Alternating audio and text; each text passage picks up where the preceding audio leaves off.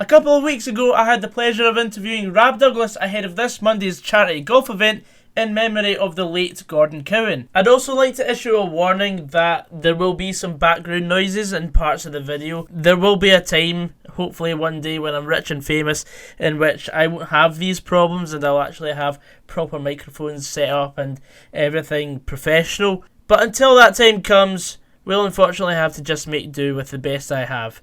But yes, anyway guys, enjoy the video.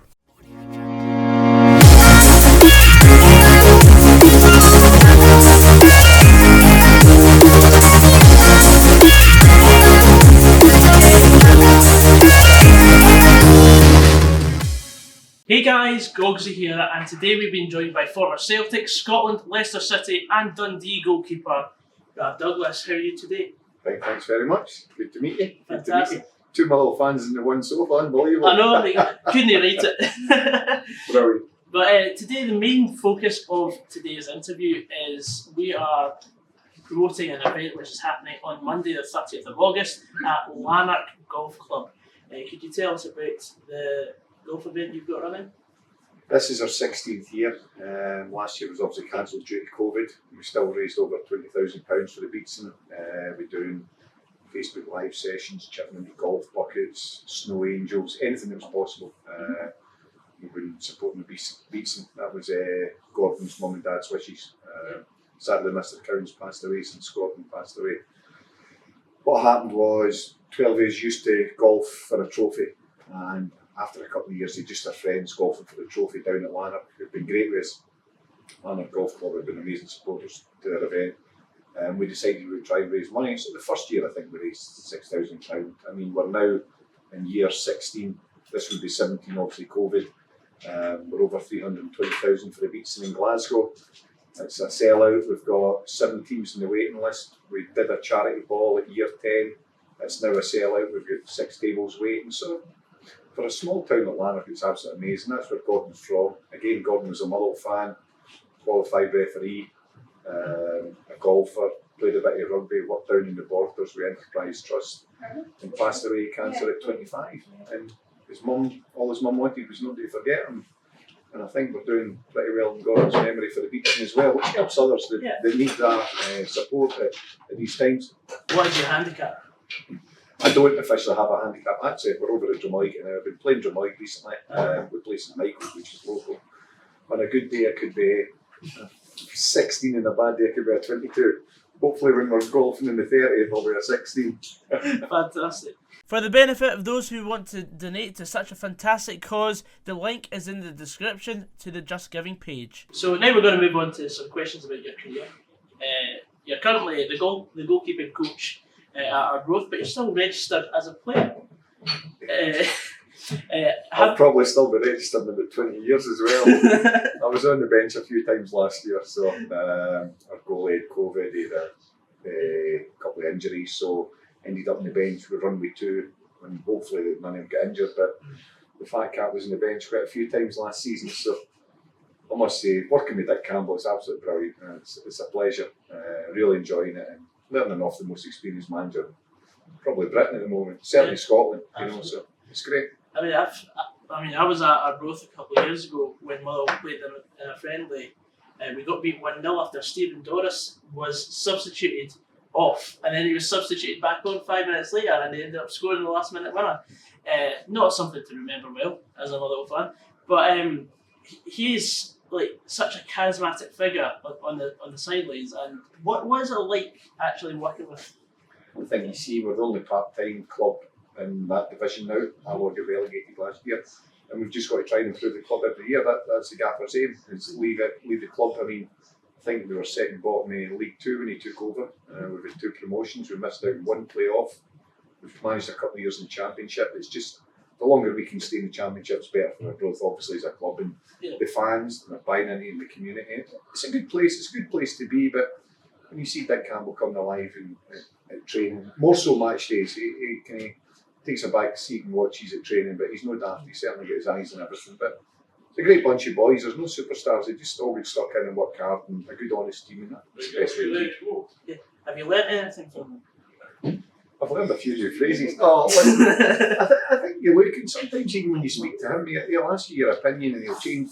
You know, I mean, I think he'll openly admit sometimes even he might get the shape or the formation of the squad or the team selection wrong. You know, so or the substitutions. I don't think you're never finished learning. I don't think even at the gaffers later stages. I mean, I think he's over 1,300 games, maybe even 1,500. So. Your playing career has spanned over 3 decades. What has been your favourite strip that you've played in? I'm very patriotic, so obviously Scotland one is a massive one. Yeah. I think standing at Hampden, we beat Holland, we obviously get battled over in Holland, but beating Holland at Hampden, drawing with Germany, who were massive underdogs, you know. These are football giants. I was lucky enough to play in the San Siro. Scotland strip, definitely.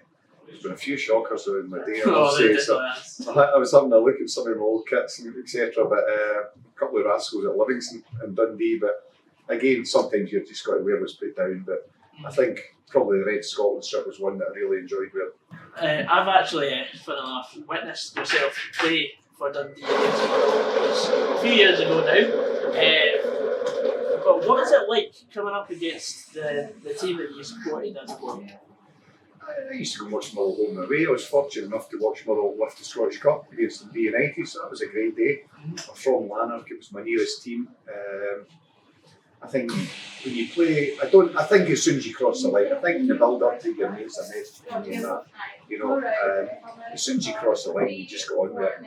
You're thinking, you know, it's nice to be kind of, there's a good relationship with the Motherwell fans as well, so that's encouraging as well. But again, just got to be hoping that Motherwell can get a win Saturday. Absolutely, because of course, I mean, whenever we played against you, like, we always gave you a wee cheer when you came. That's nice, of course. When you came to of course. Our end of the park, or it's nice. Listen, we'll go to Fir Park. Yeah. Used to stand and watch him, as I say. Steve Dykes was one of my favourites. Seen Ali Maxwell, John Gardner, I would say, Scott Howe, Hugh Sproat was my first, so some great goalies as well. So, interesting. What was your earliest memory supporting Motherwell? The first ever game Dundee United beat Motherwell 2-0. Hugh Sproat was the goalie. It was the old Fine Fair Premier League back then. That's the old, I think I'd be about 10 or 11 maybe. And obviously John Swinburne, the old Motherwell man, was his brother Ben. The thing now Ferry's the referees about. Mr. Swinburne took us at Kirfield and his son Derek, we played football together. Derek was a best form at Dundee, funnily enough, and we grew up together. But I went to watch, that was my first one. Again, I always remember going to watch Motherwell and used to watch Steve Dykes and he'd parry one round the post and John Faldo would shout and catch it.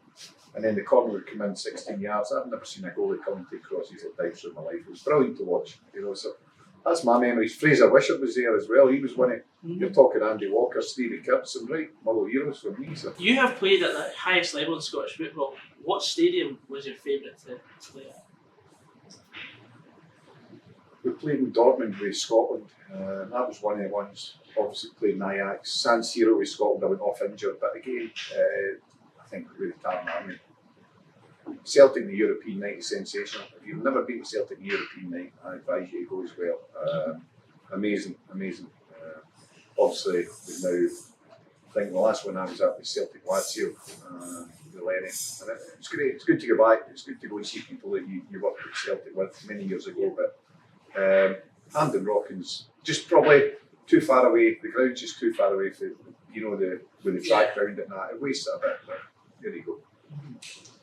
I asked a couple of my Dundee supporting mates beforehand if they wanted to hear any stories from yourself today. And the first thing they mentioned was the Defiant season. Do you have any special memories that you've not already mentioned online before from that season? The Defiant was a difficult one for me. My mum passed away that year in November, just after Dundee administration. We were running with a beer squad. I was helping Barry Smith, assistant manager, myself and Matty Lockwood. And I got a wee black armband for the Morton kit man Andy, who's now at Dundee United. I think I'd asked Andy, and I think his mum had passed away about the month before. And I've always had a great bond with Andy ever since. And all through my career, I've kept my wee black armband. So I'm going to hang it up. When I officially stop playing, I'm going to hang it up in my wee bar. At 63? Probably 76 more likely. But no, Defiant was amazing. Probably the biggest connection I've seen between fans and players come together and just drive them on. It was incredible for a Coby Dundee side. Was amazing. Fantastic. So now we're moving on to the make or break round of the interview. Basically, hypothetical questions that are a bit off topic, but we'll see how you feel with them. If you could make up a five-a-side team of players that you played alongside in your career, who'd be in it? You'd obviously have to pick the king, Henrik, Mialbi, myself obviously because I'm the manager and the goalie. 3, Petrov because he can drive on and get you goals. I'm going to throw this one in because he's coming to golf day. Gary Harkins. Gary Harkins! Sorry, Lenny. No, Gypsy's unbelievable talent. Unbelievable talent. But it's, I think you've been with the pleasure of playing with some unbelievable players. But as long as Gypsy doesn't have to come back in his own half, he'd be fine. No, definitely. You're standing in the pick and mix aisle of a sweet shop, but you can only choose 3 sweets to put in your bag. What do you choose?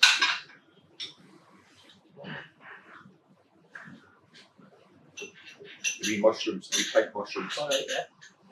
Here's an old school for you. Pocket money, these Chelsea Whoppers. And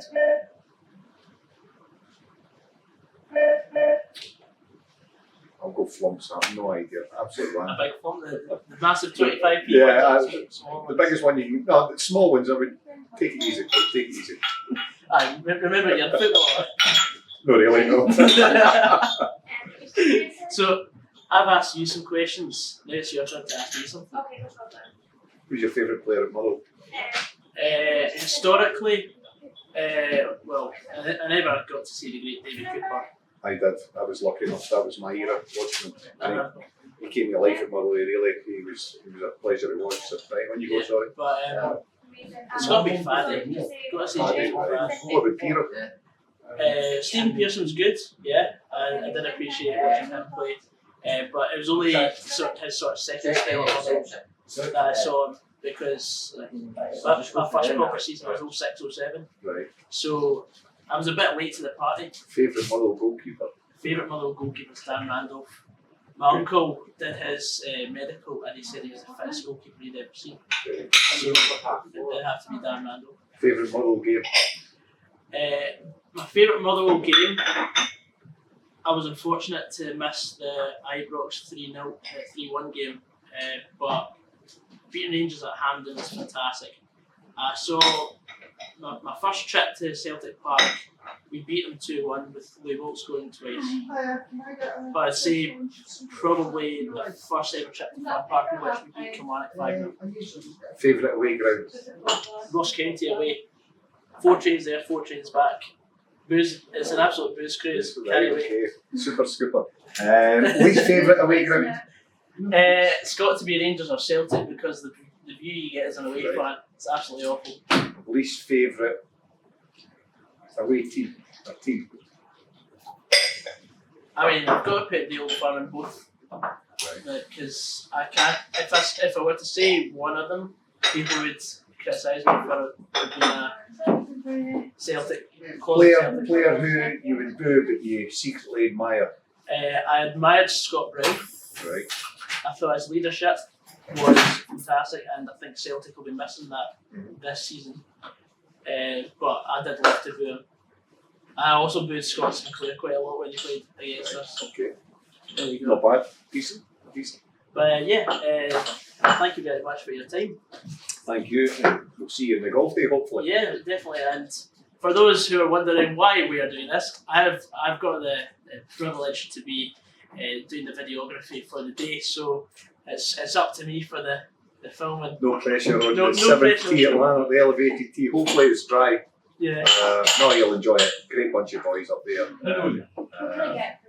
Sadly, a couple of boys or people that have golfed over the 16 years are no longer there, and the 7th, we hold one of our committee members, he's passed away, so we have a wee water bowl up there and a drink for Matt Barrick as well. So although it's Gordon Cowan, Matt was in the committee and we've got a few others, so you'll enjoy your day. I certainly will. Well, thank you very much. Thanks very much. And we'll see you there. Cheers.